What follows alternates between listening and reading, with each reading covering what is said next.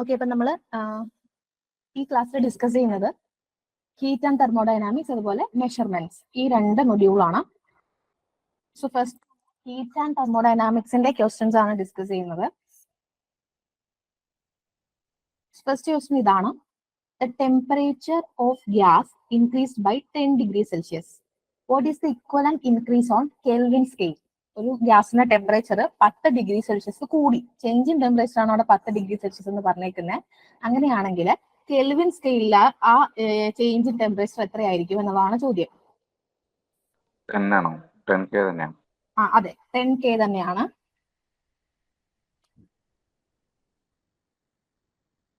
കാരണം എന്താന്ന് വെച്ചാല് ഇപ്പോ നമുക്ക് ഡിഗ്രി സെൽഷ്യസിൽ 27 എന്നുള്ളത് 37 എന്നായിട്ട് ഇരിക്കട്ടെ. ഇപ്പൊ 10 ഡിഗ്രി അവിടെ ഇൻക്രീസ് വരുന്നുണ്ട്. 27 എന്നുള്ളത് നമ്മൾ കെൽവിനിലേക്ക് മാറ്റുമ്പോൾ +273 കൊടുക്കണം. +273 കൊടുക്കുമ്പോൾ അത് എത്ര വരും? 300 കെൽവിൻ വരും. അതുപോലെ തന്നെ ഈ 37 ഡിഗ്രി സെൽഷ്യസിനെ കെൽവിനിലേക്ക് മാറ്റുമ്പോൾ അവിടെയും നമ്മൾ +273 ആഡ് ചെയ്യണം. ആക്ച്വലി 273.15 ആണ് കറക്റ്റ് വാല്യൂ. 273 ആഡ് ചെയ്യുമ്പോൾ നമുക്ക് എന്ത് കിട്ടും? വിച്ച് ഈസ് 310 കിട്ടും. ഓക്കെ, സോ 27ഉം 37ഉം തമ്മിലുള്ള ഡിഫറൻസ് 10 ഡിഗ്രി സെൽഷ്യസ് ആണ്. അതുപോലെ തന്നെ 300 കെൽവിനും 310 കെൽവിനും തമ്മിലുള്ള ഡിഫറൻസ് 10 തന്നെയാണ്, 10 കെൽവിൻ ആണ്. ഇവിടുന്ന് നമുക്ക് മനസ്സിലാക്കേണ്ട ഒരു കാര്യം, നമുക്കറിയാം ടെമ്പറേച്ചറിന്റെ SI യൂണിറ്റ് കെൽവിൻ ആണ്. അപ്പോൾ അതുകൊണ്ട് തന്നെ നമുക്ക് ടെമ്പറേച്ചർ ഡിഗ്രി സെൽഷ്യസിലാണ് ഒരു പ്രോബ്ലത്തിൽ തരുന്നതെങ്കിൽ നമ്മൾ അതിനെ എന്തായിട്ട് കൺവേർട്ട് ചെയ്യണം? കെൽവിനിലേക്ക് കൺവേർട്ട് ചെയ്യണം. അല്ലെങ്കിൽ ഡിഗ്രി ഫാരൻഹീറ്റിലാണ് തരുന്നതെങ്കിൽ അത് കെൽവിനിലേക്ക് നമുക്ക് കൺവേർട്ട് ചെയ്യണം. പക്ഷേ നമുക്ക് ചേഞ്ച് ഇൻ ടെമ്പറേച്ചർ ആണ് തന്നിരിക്കുന്നതെങ്കിൽ, change in temperature 10 degree Celsius തന്നിട്ടുണ്ടെങ്കിൽ അതിനെ നമുക്ക് കെൽവിനിലേക്ക് കൺവേർട്ട് ചെയ്യണ്ട. കാരണം 10 degree change in temperature 10 degree Celsius ആണെങ്കിൽ അത് 10 ചേഞ്ച് ഇൻ ടെമ്പറേച്ചർ കെൽവിനിൽ പറയുമ്പോൾ 10 കെൽവിൻ തന്നെയാണ്. പക്ഷെ ഫാരൻഹീറ്റ് അങ്ങനെയല്ല കേട്ടോ, ഫാരൻഹീറ്റിന് വ്യത്യാസമുണ്ട്. അപ്പൊ ചേഞ്ച് ഇൻ ടെമ്പറേച്ചർ നമുക്ക് ഡിഗ്രി സെൽഷ്യസിൽ തന്നാൽ ആ വാല്യൂ തന്നെ നമുക്ക് പ്രോബ്ലത്തിൽ സബ്സ്റ്റിറ്റ്യൂട്ട് ചെയ്തിട്ട് ചെയ്യാം. ചേഞ്ച് ഇൻ ടെമ്പറേച്ചർ ആണെങ്കിൽ, വെറുതെ ടെമ്പറേച്ചർ ആണെങ്കിൽ അല്ല, ടെമ്പറേച്ചറിന്റെ ചേഞ്ച് ആണെങ്കിൽ നമുക്ക് ഡിഗ്രി സെൽഷ്യസിൽ തരുന്ന വാല്യൂ തന്നെ നമുക്ക് സബ്സ്റ്റിറ്റ്യൂട്ട് ചെയ്ത് പ്രോബ്ലം ചെയ്യാവുന്നതാണ്. സോ നെക്സ്റ്റ് ക്വസ്റ്റ്യൻ, മാഡം നേരത്തെ നമ്മൾ ചെയ്ത ക്വസ്റ്റ്യനകത്ത് ഇപ്പൊ ഫാരൻഹീറ്റ് ആണെങ്കിലും സെയിം കണ്ടീഷൻ തന്നെയാണോ വരുന്നത്? അല്ല, ഫാരൻഹീറ്റിന് വ്യത്യാസമുണ്ട്. ഫാരൻഹീറ്റിലെ ചേഞ്ചും ഡിഗ്രി സെൽഷ്യസിലെ ചേഞ്ചും കെൽവിനിലെ ചേഞ്ചും വ്യത്യാസം ഉണ്ടാവും.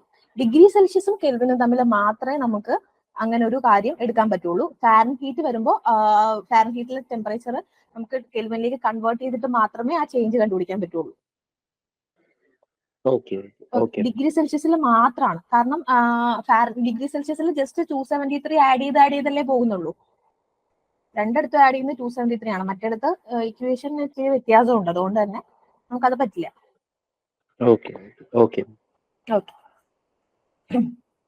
So the readings of a hot body measured by a Celsius and Fahrenheit thermometers are in the ratio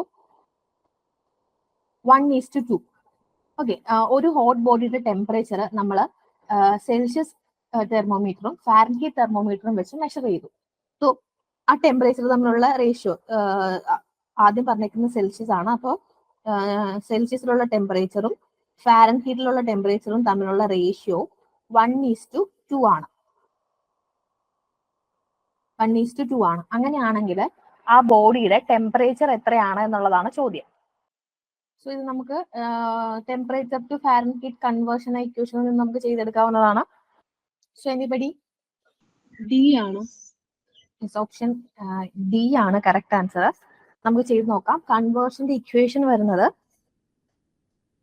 TF is equal to 9/5 TC plus 32. ഇതാണ് ഡിഗ്രി സെൽഷ്യസിൽ നിന്ന് നമുക്ക് കെൽവിനിലേക്ക് കൺവേർട്ട് ചെയ്യുമ്പോൾ ഫാരൻഹീറ്റിലേക്ക് കൺവേർട്ട് ചെയ്യാനുള്ള ഇക്വേഷൻ. ഈ ഇക്വേഷൻ നിങ്ങൾക്ക് ഇങ്ങനെ തന്നെ ആവണം നിങ്ങൾ ഓർത്ത് വെച്ചിരിക്കുന്ന നിർബന്ധമില്ല.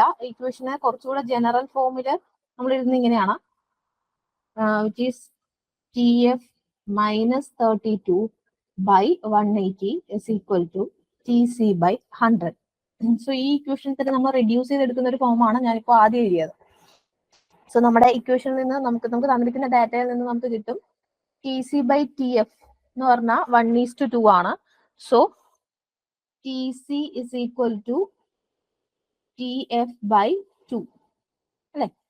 TC equal to TF/2. നമുക്ക് ആ വാല്യൂ സബ്സ്റ്റിറ്റ്യൂട്ട് ചെയ്യാം. So TF is equal to 9/5 TF/2 plus 32.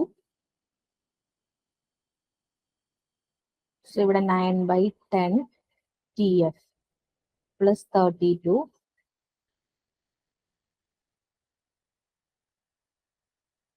TF minus 9 TF/10 is equal to 32. So TF/10 കുറയ്ക്കുമ്പോഴത്തേക്ക് TF minus 9 TF/10 അത് കുറയ്ക്കുമ്പോൾ നമുക്ക് എത്ര കിട്ടും? TF/10 കിട്ടും, which is equal to 32 എന്ന് വരും. So TF is equal to 320 എന്ന് നമുക്ക് 32 into 10 320 ഡിഗ്രി ഫാരൻഹീറ്റ് എന്ന് വരും. നമുക്ക് 320 ഡിഗ്രി ഫാരൻഹീറ്റ് ഓപ്ഷനിലില്ല. ബട്ട് TF-ഉം TC-യും തമ്മിലുള്ള റിലേഷൻ നമുക്കറിയാം. TC equal to TF/2 എന്നുള്ളതാണ്, which is 320/2. ഇവിടുത്തെ ഈ ഒരു കേസിൽ മാത്രം റിലേഷൻ ആണ് നമ്മുടെ ചോദ്യത്തിൽ തന്നിരിക്കുന്ന റിലേഷൻ കേട്ടോ. എല്ലാ കേസിലും അല്ല. ഈ ഒരു കേസിൽ 1:2 ആണ് റേഷ്യോ എന്ന്.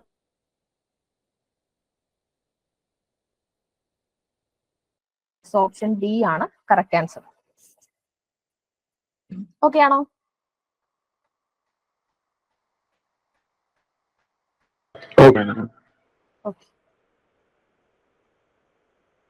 ഓക്കെ, ഇത് ജസ്റ്റ് കൺവേർഷനേ ഉള്ളൂ. റൂം ടെമ്പറേച്ചർ 30 ഡിഗ്രി സെൽഷ്യസ് ആണ്. അങ്ങനെയാണെങ്കിൽ ഫാരൻഹീറ്റ് സ്കെയിലിലെ ടെമ്പറേച്ചർ എത്രയാണ്?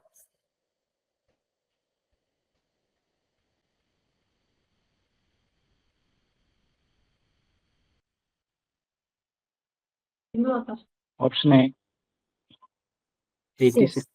Yes, option A. TF equation ഇതാണ്. TF is equal to 9/5 TC plus 32, which is 9/5 into TC is 30 plus 32. So 9 5 13 കൂടെ 5 13 കൂടെ കട്ട് ചെയ്ത് പോയി നമുക്ക് 6 വരും.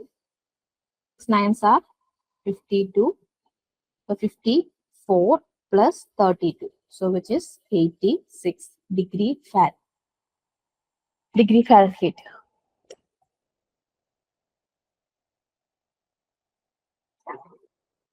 So the direct conversion ആയിരുന്നു.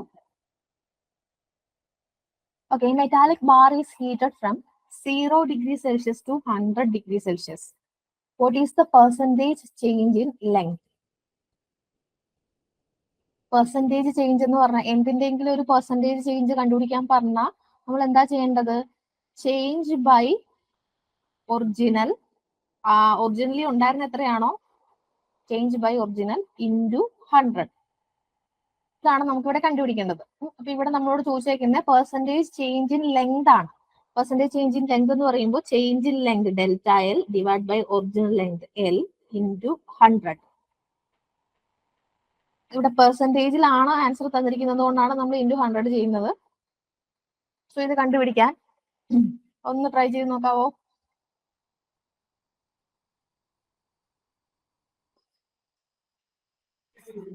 ആൽഫ അറിയണ്ടേ? ഇവിടെ ആൽഫയുടെ വാല്യൂ തന്നിട്ടില്ല അല്ലേ? ഓക്കെ, അത് ക്വസ്റ്റ്യനിൽ മറന്നുപോയതാണ്. ആൽഫ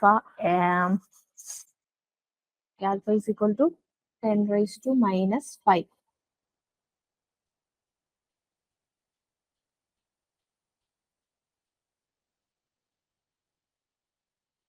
കിട്ടിയില്ല? ആൽഫയുടെ വാല്യൂ എത്രയാണ് മാഡം? 10⁻⁵. സി ആണ്. സി അല്ല. 10⁻⁻ ആൽഫ ഈസ് 10⁻⁻5. ഡെൽറ്റ ടി അല്ലേ മാം? ആൽഫ അതെ ഡെൽറ്റ ടി 100 അല്ലേ? അതെ. പിന്നെ ഒരു ഇപ്പുറത്തെ ഒരു 100 ഉണ്ടല്ലേ? Delta L by L into 100 is equal to alpha L into delta T, അങ്ങനെയല്ലേ വരുന്നത്? അതെ, delta L by L is equal to alpha delta T. ഇതാണ് നമ്മുടെ ഇക്വേഷൻ. അതെ, ഡി ആണ്. നമുക്ക് പെർസെന്റേജിലേക്ക് മാറ്റണം എന്നുള്ളത് കൊണ്ട് delta L by L into 100 ചെയ്യുമ്പോഴാണ് നമുക്ക് പെർസെന്റേജ് കിട്ടുക. അപ്പോൾ ലെഫ്റ്റ് സൈഡിൽ നമ്മളൊരു 100 കൊടുക്കുമ്പോൾ റൈറ്റ് സൈഡിലും കറസ്പോണ്ടിങ് ആയിട്ട് നമ്മളൊരു 100 കൊടുക്കണം. So which is equal to alpha is 10⁻⁻5.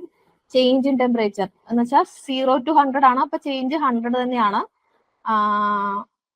കെൽവിനിലും അപ്പൊ 100 തന്നെയാണ് ചേഞ്ച് ആയതുകൊണ്ട് ഇൻറ്റു 100 ചെയ്യുമ്പോൾ നമുക്ക് 10⁻⁻1 എന്ന് കിട്ടും, which is 0.1%.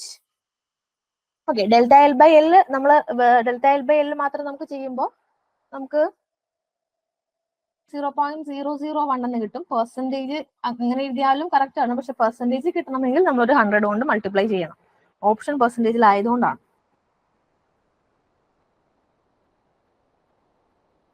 Okay, the fifth question is, a metallic solid block has a spherical cavity inside it. ഒരു മെറ്റാലിക് സോളിഡ് ബ്ലോക്ക് ഉണ്ട്, അതിന്റെ ഉള്ളിൽ ഒരു സ്ഫെറിക്കൽ ക്യാവിറ്റി ഉണ്ട്. On heating the volume of the cavity, ക്യാവിറ്റിയുടെ വോളിയത്തിന് എന്ത് സംഭവിക്കും? ഒരു സോളിഡ് ബ്ലോക്ക്, അതെ, ഒരു സോളിഡ് ബ്ലോക്ക് ഉണ്ട്. ഈ ബ്ലോക്കിന്റെ ഉള്ളില് ഒരു സ്ഫെറിക്കൽ ക്യാവിറ്റി ഉണ്ട്. സ്ഫിയറിന്റെ ഷേപ്പിൽ ഒരു ഹോൾ ഉണ്ട്, ക്യാവിറ്റി ഉണ്ട്. നമ്മൾ ഇത് ഹീറ്റ് ചെയ്യുമ്പോൾ, എപ്പോഴും ഓർത്തോണം, ഹീറ്റ് ചെയ്യുമ്പോൾ മെറ്റൽസ് ആണ്, എക്സ്പാൻഷൻ ആണ് അവിടെ സംഭവിക്കുക, അല്ലെ? So expansion always in the outward direction. Expansion എപ്പോഴും ഏത് ഡയറക്ഷനിലായിരിക്കും? ഔട്ട്വേർഡ് ഡയറക്ഷനിലെ എന്ത് ചെയ്യുള്ളൂ? എക്സ്പാൻഡ് ചെയ്യുള്ളൂ. ഒരിക്കലും ഇൻവേർഡ് എക്സ്പാൻഡ് ചെയ്യില്ല. അത് നമ്മൾ കംപ്രഷൻ എന്നാണ് വിളിക്കുക, അല്ലെ? So expansion is always in the outward direction. So outward ഡയറക്ഷനിൽ എക്സ്പാൻഡ് ചെയ്യുമ്പോൾ ക്യാവിറ്റിയുടെ വോളിയം ഇൻക്രീസ് ചെയ്യാണ് ചെയ്യുന്നത്.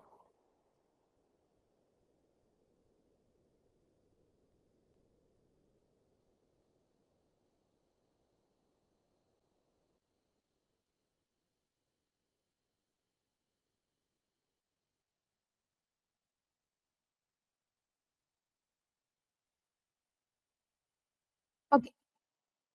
So next question. A metal cube of length 10 millimeter at 0 degrees Celsius is heated to 200 degrees Celsius. Given its coefficient of linear expansion, തന്നിട്ടുണ്ട്. അങ്ങനെയാണെങ്കിൽ percentage change of its volume, അത് വോളിയത്തിന്റെ percentage change ആണ് ചോദിച്ചിരിക്കുന്നത്. നമ്മൾ നേരത്തെ ലെങ്ത്തിന്റെ percentage change കണ്ടുപിടിച്ച പോലെ തന്നെ നമുക്ക് ഇവിടെ കണ്ടുപിടിക്കേണ്ടത് delta V by V is equal to V into 100. ഇതാണ് നമുക്ക് കണ്ടുപിടിക്കേണ്ടത്.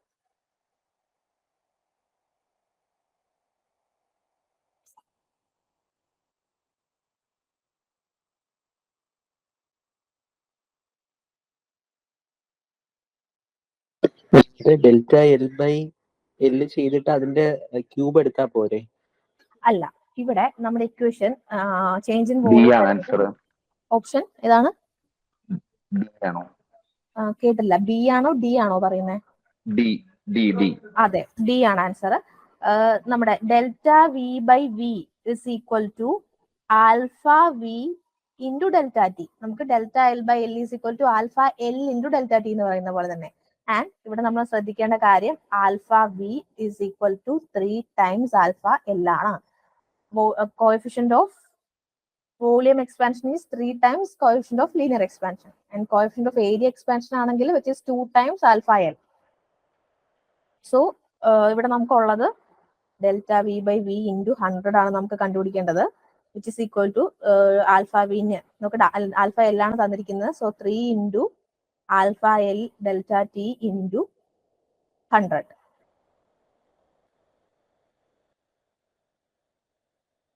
Into 2 into 10⁻⁻5 into temperature change വരുന്നത് 200 കെൽവിൻ ആണ്.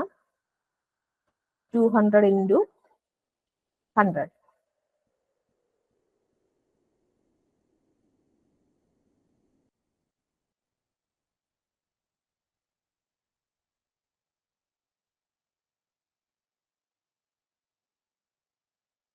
So which is equal to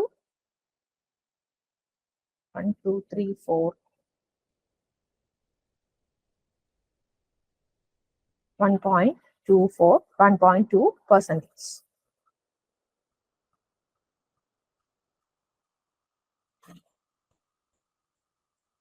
okay, ഇത് ഓർത്തിരുന്നോട്ടെ. Alpha B is equal to 3 alpha L ആണ്. And coefficient of area expansion അല്ലെങ്കിൽ area expansivity എന്ന് നമ്മൾ പറയും. Alpha is equal to 2 alpha L ആണ്. ഇങ്ങനത്തെ പ്രോബ്ലംസിൽ വോളിയം എക്സ്പാൻഷന്റെ പ്രോബ്ലം വരുമ്പോഴും ലീനിയർ എക്സ്പാൻസിവിറ്റി ആൽഫ എൽ ആണ് പ്രോബ്ലത്തിൽ തന്ന് കാണാറ്. സോ ഇവർ തമ്മിലുള്ള ഈ റിലേഷൻ ഓർത്തിരിക്കുക.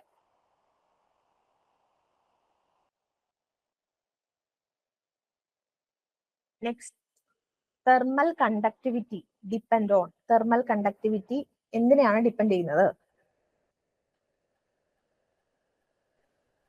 എ ആണോ? എ ആണ്. നേച്ചർ ഓഫ് ദ മെറ്റീരിയൽ ആണ് കേട്ടോ.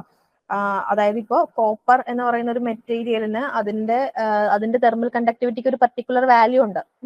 സോ ആ ഒരു പർട്ടിക്കുലർ വാല്യൂ തന്നെ ആയിരിക്കും ആ കോപ്പറിനുണ്ടാവുക. അതുപോലെ തന്നെ ഓരോ മെറ്റീരിയലിനും അതിൻ്റെതായ വാല്യൂ ഓഫ് തെർമൽ കണ്ടക്ടിവിറ്റി ഉണ്ട്. Thermal conductivity depends on nature of the material.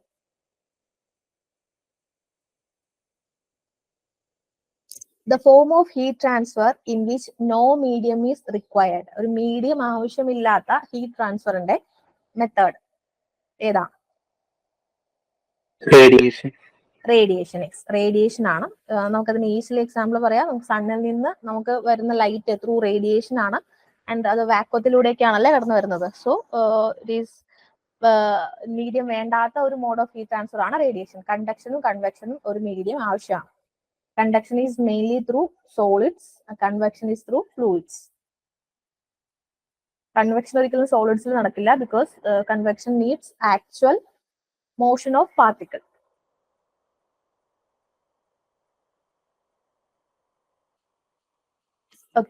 The average kinetic energy of a gas molecule at 27 degrees Celsius is 6.2 into 10 raised to minus 21 joule. 27 degree Celsiusiലുള്ള kinetic energy ആണ് 6.2 into 10 raised to minus 21. അങ്ങനെയാണെങ്കിൽ 627 degree സെൽഷ്യസിൽ ഉള്ള kinetic energy എത്രയാണ് എന്നുള്ളതാണ് ചോദ്യം. ഒന്ന് try ചെയ്ത് നോക്കാവോ?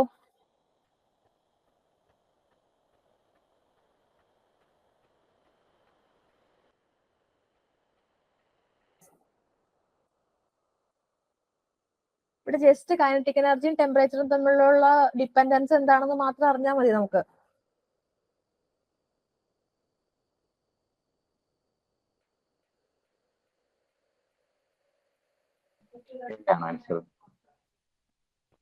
കേട്ടില്ല, എത്രയാണ്? അതെ.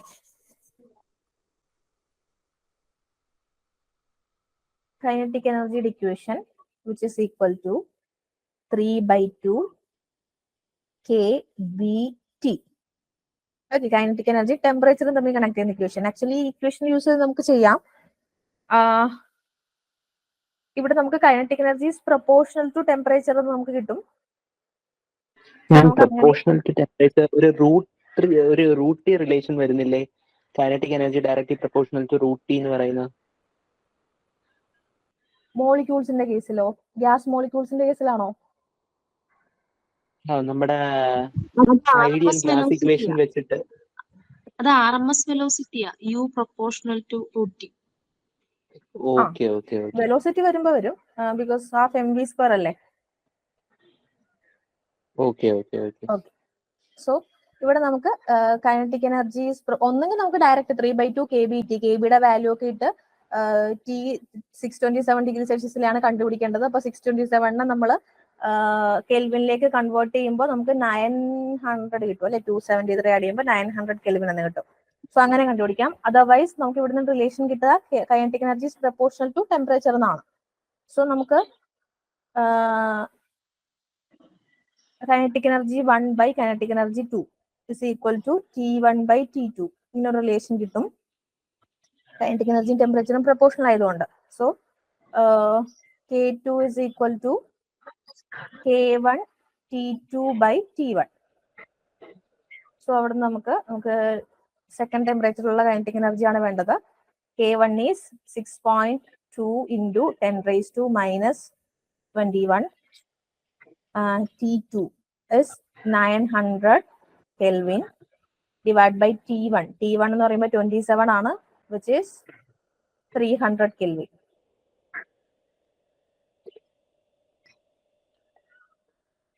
So we get 618.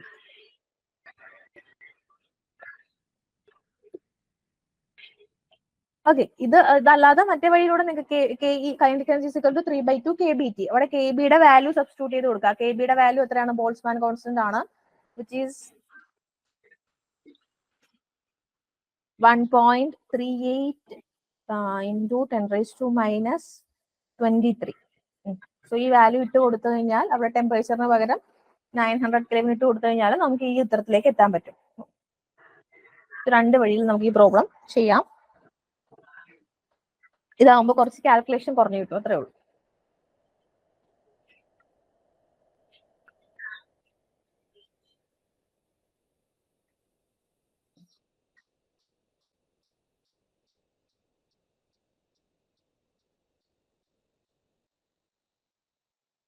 So kinetic energy possessed by one molecule of oxygen gas at 300 Kelvin is? കെബിയുടെ value അറിയണ്ടേ ഈ പ്രോബ്ലത്തിന്? കെബിയുടെ വാല്യൂ അറിയണം.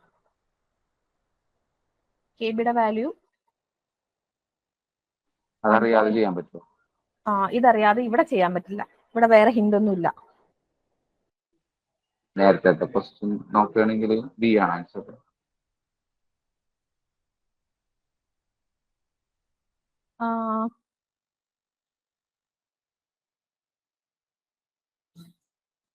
Kinetic energy is equal to 3/2 kBT. C ആണോ? C ആണ് answer. 3/2 into kB is 1.38 into 10⁻⁻23. Temperature is 300. 302 cancel ചെയ്ത് 150 കിട്ടും. 150 into 3 is 450. 450 into 1.38 into 10⁻⁻23. So നമ്മൾ ചെയ്യുമ്പോൾ നമുക്ക് കിട്ടുന്ന ഉത്തരം 621 into 10⁻⁻23 എന്നാണ്. So 6.21 into 10⁻⁻21 joule.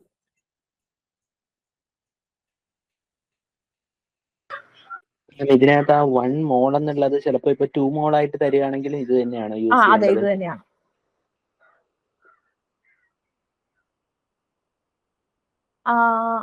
ഒരു മിനിറ്റ്.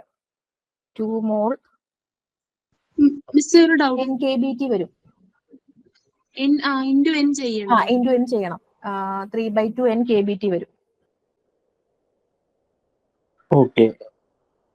ഈ n എന്ന് പറയുന്നത് നമ്പർ ഓഫ് മോളിക്യൂൾസ് ആണോ മോൾ ആണോ മാം? ആക്ച്വലി ഇവിടെ ഞാൻ പറയാം. n മോളിക്യൂൾസ് വരുമ്പോൾ kinetic energy is equal to 3/2 n kBT എന്ന് വരും. ഇവിടുത്തെ n ആക്ച്വലി ഇവിടെ നമ്പർ ഓഫ് മോളിക്യൂൾസ് 2 അല്ല കേട്ടോ. ഈ n എന്ന് പറയുന്നത് number of molecules per unit volume ആണ്. Small n is number of molecules per unit volume ആണ്. സോ അവിടെ നമുക്ക് വോളിയം കൂടെ തരേണ്ടതായിട്ട് വരും. സ്മോൾ അല്ലേ മിസ് അത് എന്ന് ഉദ്ദേശിക്കുന്നത്? Small n number of molecules per ഇവിടെ ഉദ്ദേശിക്കുന്ന, അതായത് കൈനറ്റിക് എനർജി ഡിക്യൂഷനിൽ വരുന്ന n number of molecules per unit volume ആണ്. ഓക്കെ, നമുക്ക് സംശയം ഉണ്ടെങ്കിൽ ഒന്ന് NCERT നോക്കിക്കോളൂ കേട്ടോ. ഞാനും ഒന്ന് കൺഫേം ചെയ്തിട്ട് പറയാം. ഇതാണ് number of molecules per unit volume ആണ് ഇവിടെ വരുന്നത്. നമ്മുടെ NCERT എല്ലായിടത്തും നമ്പർ ഓഫ് മോൾസിനെ മ്യൂ എന്ന ലെറ്റർ വെച്ചിട്ടാണ് ഡിനോട്ട് ചെയ്യുന്നത്. NCERT number of mall, physics ടെക്സ്റ്റിൽ. കെമിസ്ട്രിയിൽ എങ്ങനെയാണെന്ന് എനിക്ക് അറിഞ്ഞുകൂടാ, രണ്ടിലും തെർമോഡൈനാമിക്സ് ഉണ്ടല്ലോ. അപ്പോൾ ഫിസിക്സിൽ നമുക്ക് മ്യൂ എന്ന ലെറ്റർ വെച്ചിട്ടാണ് നമ്പർ ഓഫ് മോൾസിനെ ഡിനോട്ട് ചെയ്യുന്നത്. സ്മോൾ n ആണ് കൈനറ്റിക് എനർജി ഡിക്യൂഷനിൽ കണ്ടിട്ടുള്ളത്. Small n NCERT small n പറയുന്നത് number of molecules per unit volume ആണ്. ഓക്കെ, അത് നമ്പർ ഓഫ് മോൾസ് ആയിരുന്നെങ്കിൽ അവിടെ മ്യൂ വന്നേനെ. സോ അതൊന്നുകൂടെ കൺഫേം ചെയ്തിട്ട് ഞാൻ പറയാം. എന്തായാലും അങ്ങനെയാണ് കണ്ടിട്ടുള്ളത്.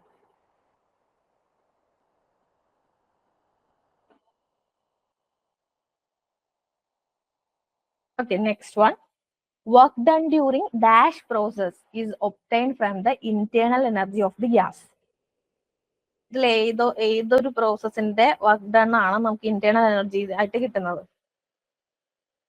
Work done is equal to internal energy or in terms of internal energy നമുക്ക് കിട്ടണം. എല്ലാത്തിനും നമുക്ക് ഇൻ ടേംസ് ഓഫ് എനർജി എഴുതാം. അഡിയബാറ്റിക് ആണോ? യെസ്, അഡിയബാറ്റിക് പ്രോസസ് ആണ്. ബിക്കോസ് നമ്മുടെ ഫസ്റ്റ് ലോ ഓഫ് തെർമോഡൈനാമിക്സ് പറയുന്നത് എന്താണ്? Heat supply to a system is used to increase the internal energy and work done. So adiabatic process ന്റെ പ്രത്യേകത change in heat absorbed or released എന്ന് പറയുന്നത് 0 ആണ്. So നമുക്ക് delta U plus delta W is equal to 0 എന്ന് കിട്ടും. So delta W is equal to minus delta U എന്ന് കിട്ടും. Okay, so here work done for adiabatic process.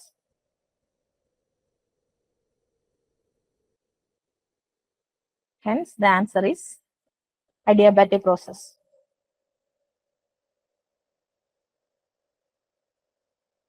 So, next question. An ideal gas in a cylinder with a piston is compressed adiabatically to 1/3 of its original volume. During the process, 45 joule work is done on the gas by the agent. The heat supplied to the system. അങ്ങനെയാണെങ്കിൽ ആ സിസ്റ്റത്തിലേക്ക് supply ചെയ്ത heat. Answer കിട്ടിയില്ലേ? എന്നുവെച്ചാൽ നിങ്ങൾ ആരും ചോദ്യം വായിച്ചിട്ടില്ല. അഡിയബാറ്റിക് അല്ലേ? അതെ, അഡിയബാറ്റിക് ആണ്. അപ്പൊ ഹീറ്റ് എത്രയാണ്? 0. അത്രേ ഉള്ളൂ. സോ വലിയ ചോദ്യമൊക്കെയാണ്, പക്ഷെ ഈ ഒറ്റ വേർഡിൽ നിന്ന് നമുക്ക് ആൻസർ കിട്ടും. അഡിയബാറ്റിക് പ്രോസസ് ആയതുകൊണ്ട് ഹീറ്റ് സപ്ലൈഡ് എന്ന് പറയുന്നത് അല്ലെങ്കിൽ ഹീറ്റ് റിലീസ്ഡ് എന്ന് പറയുന്നത് 0 ആണ്.